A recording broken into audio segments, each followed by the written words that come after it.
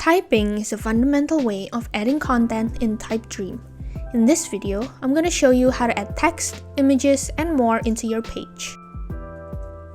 Every piece of content is called a block.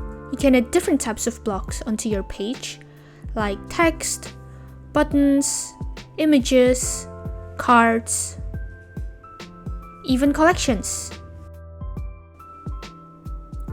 To start adding content, simply type / to bring up the menu. You can see different types of blocks in the menu and just select one of them to insert the block.